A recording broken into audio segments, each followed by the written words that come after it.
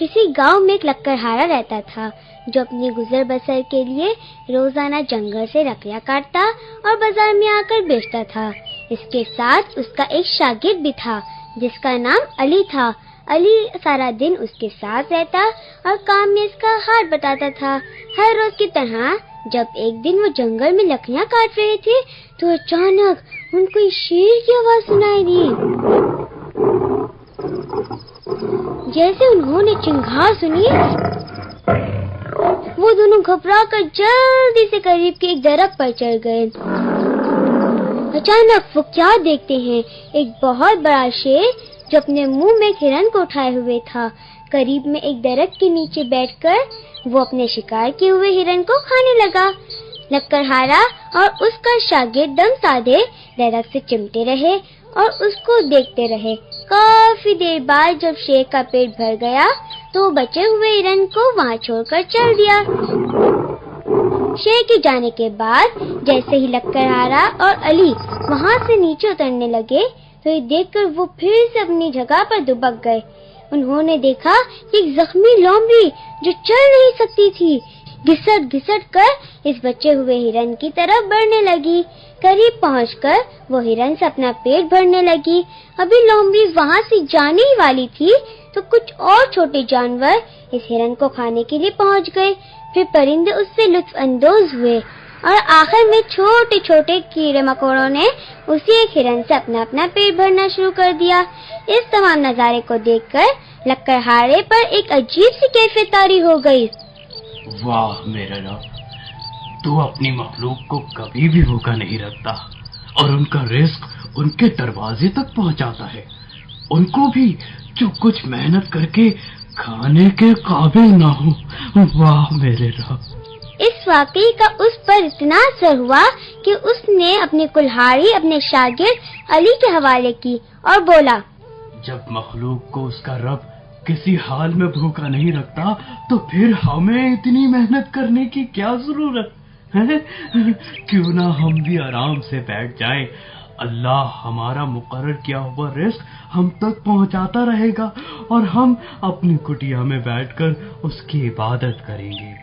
دیکھو نا، جب وہ اس زخمی لومڑی کو اس کے گھر رزق پہنچاتا ہے تو مجھے یقین ہے اللہ ہمیں بھی بھوکا نہیں رکھے گا۔ اس کے بعد لکڑہارا اپنی کٹیا میں اللہ سے لو لگانے میں مصروف ہو گیا اور دنیا سے لا تعلقی اختیار کر لی۔ لیکن اس کے شاگرد نے محنت کی راہ اپنا لی اور استاد کی جگہ اب وہ لکڑیاں کاٹ کاٹ کر بازار میں بیچنے کے لیے لاتا۔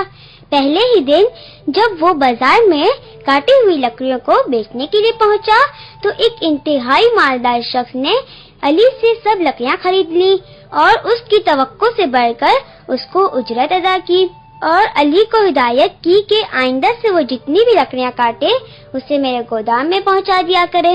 اسی روز وہ خوش خوش اپنے استاد لکڑہارے کے گھر پہنچا اور اپنی آمدنی میں سے کچھ حصہ اس کے ہاتھ پر رکھا۔ علی نے استاد کے منع کرنے کے باوجود اس کو وہ رقم دے دی۔ استاد بہت خوش ہوا اور بولا، دیکھا آج میرا پہلا دن تھا اور کس طرح میرے پیارے رب نے میرا رزق مجھ تک پہنچا دیا۔ آپ فکر نہ کریں، اب آئندہ بھی میں ہر روز اپنی آمدنی کا ایک حصہ آپ کو برابر پہنچاتا رہوں گا۔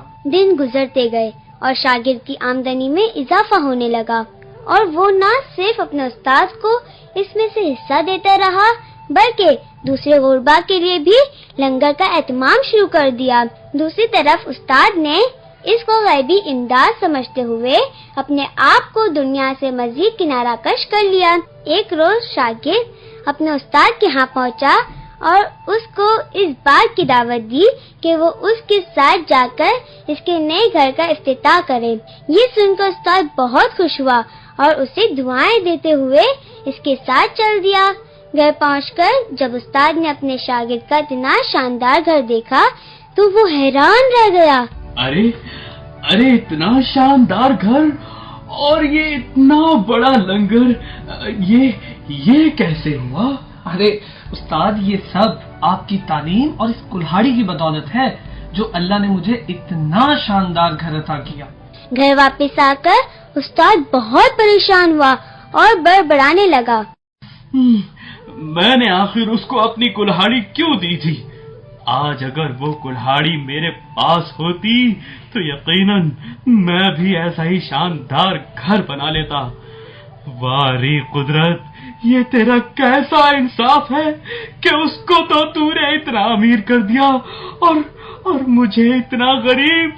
مجھے ہر روز اس کی دی ہوئی تھوڑی سی خیرات پہ گزارا کرنا پڑتا ہے، جبکہ وہ کل کا چھوکرا جس نے کام بھی مجھ سے سیکھا آج اتنی ٹھاٹ سے زندگی گزار رہا ہے۔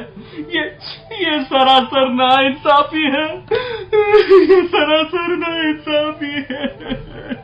جب اس کی آو بکا بہت بڑھی تو غیب سے ایک آواز آئی، تو نے لومڑی سے متاثر ہو کر اپنے لیے جو راہ چنی تھی وہ رزق تو تجھے بلا ناغہ ملتا رہا، لیکن تیرے اس شاگرد نے لومڑی کے بجائے شیر سے سبق لیا، نہ صرف اپنے کھانے کا انتظام کیا بلکہ تجھے اور تجھ جیسے بہت سارے دوسرے افراد کے لیے بھی رزق کی فراہمی کا سبب بنتا رہا۔ اب تو بتا، تیری شکایت جائز ہے یا غلط؟ پیارے بچوں، اوپر والا ہاتھ ہمیشہ نیچے والے ہاتھ سے بہتر ہوتا ہے۔ ایک مضبوط اور خوشحال مسلمان جو دوسروں کی مدد کر سکے زیادہ اجر کا مستحق ہے۔ ہم سب کو شیر بن کر زندہ رہنا ہوگا تاکہ اپنے سے کمزوروں کا بھی ہم سہارا بن سکیں۔